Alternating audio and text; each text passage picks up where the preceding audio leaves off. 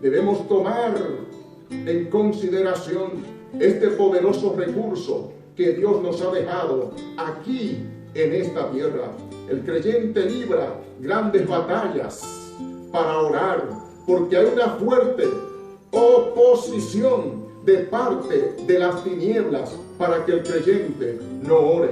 Por eso continúa diciendo el punto: santificado sea tu nombre, porque la oración incluye ese tiempo de adoración al Todopoderoso. Es reconociendo que Dios es nuestro Padre, es reconociendo su magnificencia, su poder, su grandeza. Santificado sea su nombre. Es un tiempo de loor, es un tiempo de alabanza, es un tiempo de adoración. El Señor nos enseña que el creyente debe levantar ese tiempo de adoración como un arma poderosa en contra de las tinieblas, porque cuando invocamos al Señor les estamos llamando, y el Señor siempre hace acto de presencia toda vez que sus hijos le llaman.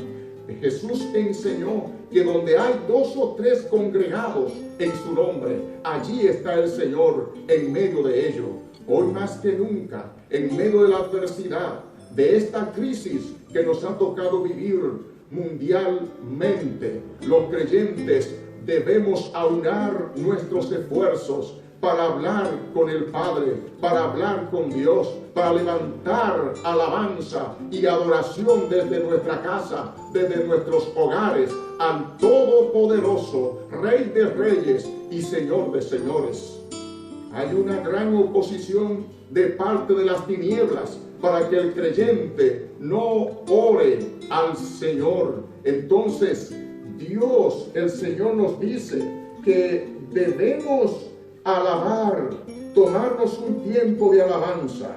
Tenemos que considerar cuidadosamente la enseñanza de la oración modelo, porque toda vez que el creyente practica un principio de la Biblia, como dice la Escritura, entonces recibirá las bendiciones de parte del Señor.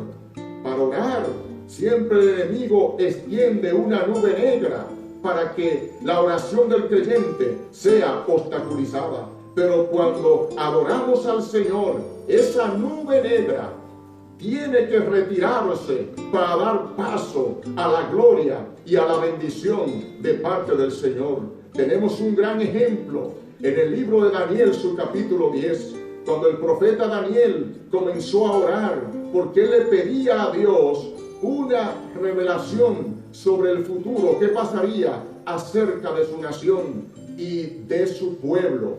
Las Escrituras nos enseñan que Daniel empezó a orar y a los 21 días de oración, entonces llegó un ángel enviado de parte de Dios con la respuesta de la oración. Pero el ángel le dijo a Daniel: amado, desde que dispusiste tu corazón para orar y para buscar y humillarte delante de Dios, tu oración fue oída desde el primer día.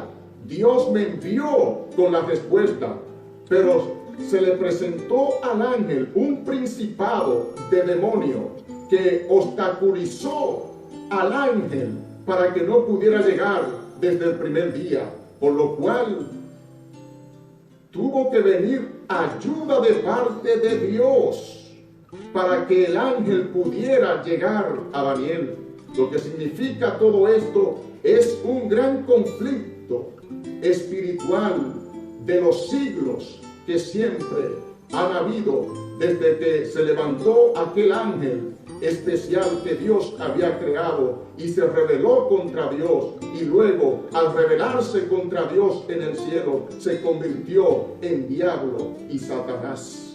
Así que, según las estadísticas, son mucho más los demonios que existen que los seres humanos en esta tierra, por lo cual las Sagradas Escrituras nos aconsejan a todos los creyentes que debemos vestirnos con toda la armadura de Dios para poder soportar y resistir y estar de pie en el día malo.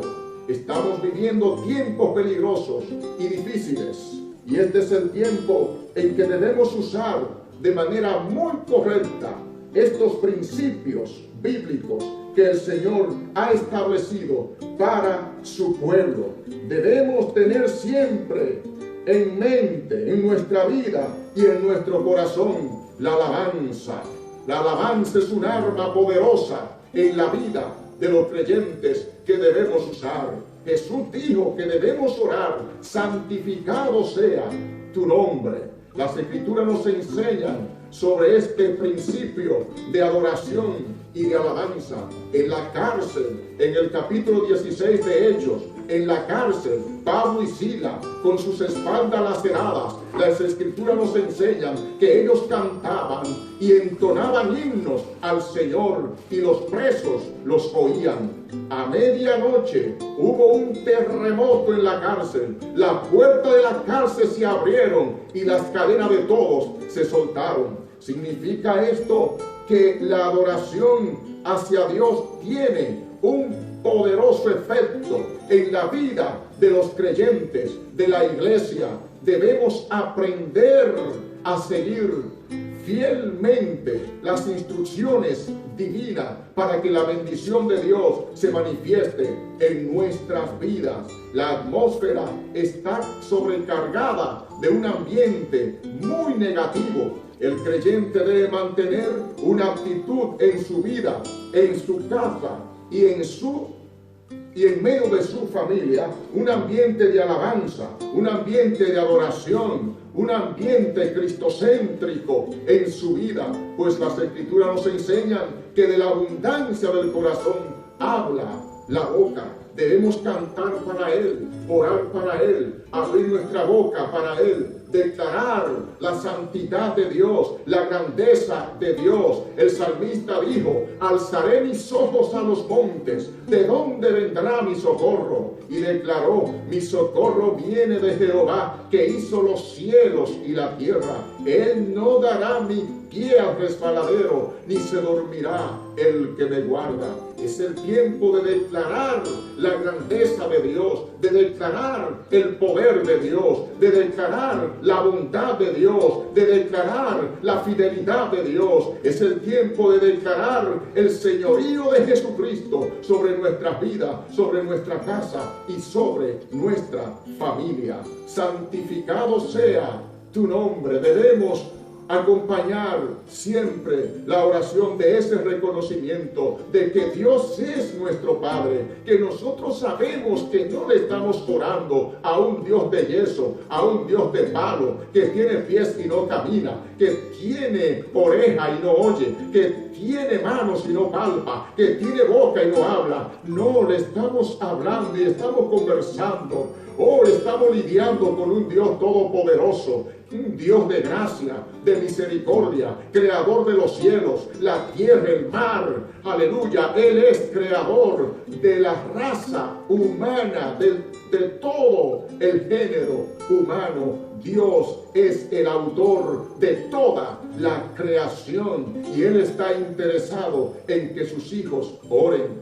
En Ezequiel capítulo 22, versículo 30, las Escrituras nos enseñan que Dios buscó entre el pueblo de Israel a alguien que hiciese vallado y se parase en la brecha para interceder entre Dios y la tierra. Alguien que intercediera a favor de la tierra.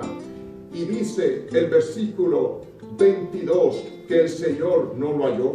¿Qué escaso están los hombres y las mujeres de oración, de intercesión? Porque en Israel no se trataba de una iglesia, sino de una nación. Cuando hay un intercesor en una nación, cuando hay un pueblo que ora en una comunidad, esa comunidad es bendecida.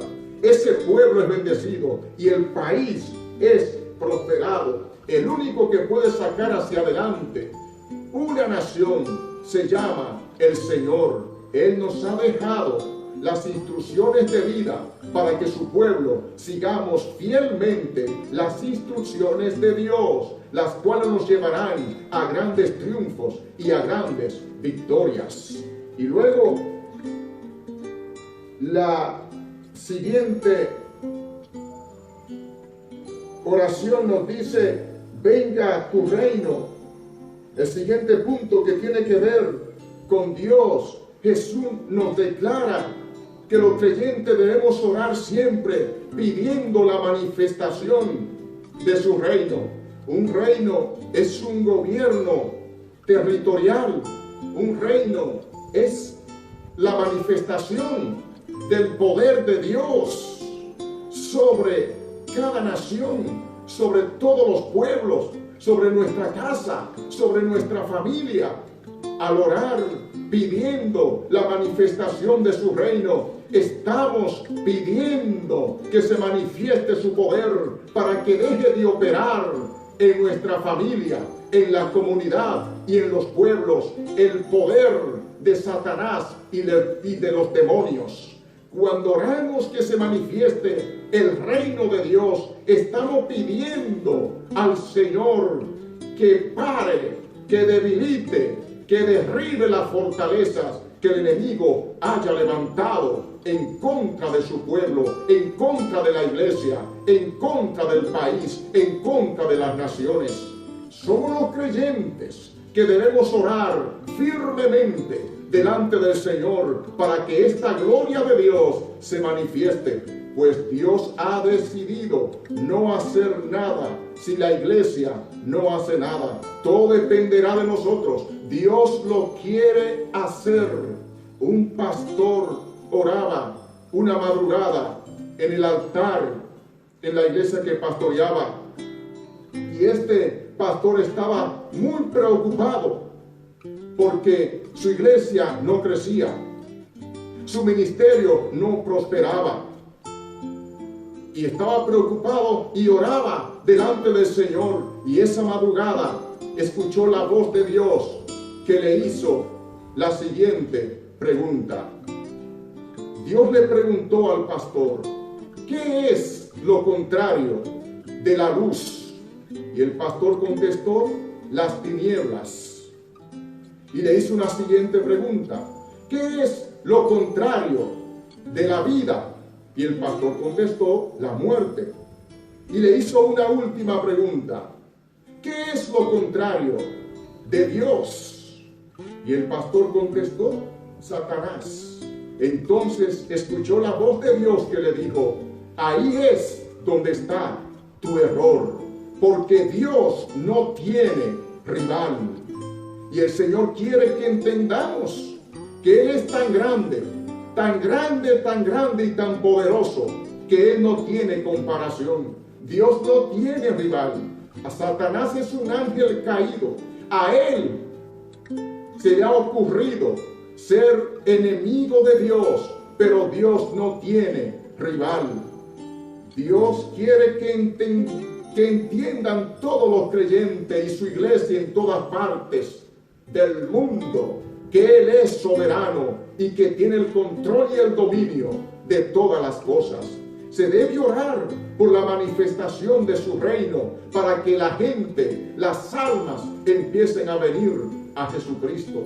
En el año 2000, cuando llegamos al sector de Mendoza, donde estamos ubicados, la obra del Movimiento Misionero Mundial, en esa fecha, cuando llegamos a aquel lugar, toda la comunidad se veía plagada de altares, de brujos por doquier. La pobreza era extensa, la miseria extrema.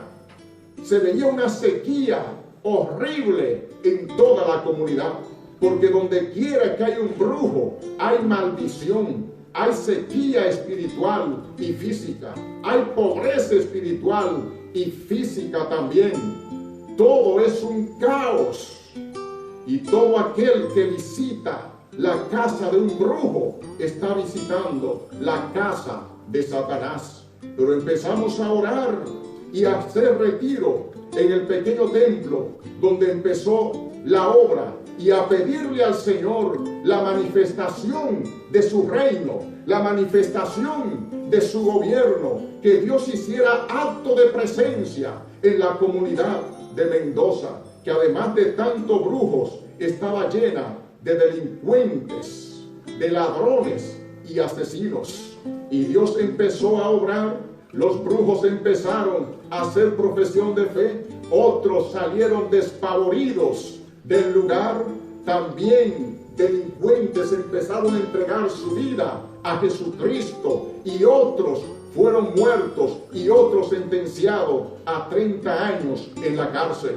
Dios empezó a obrar de tal manera que ha traído una prosperidad muy especial al sector de Mendoza.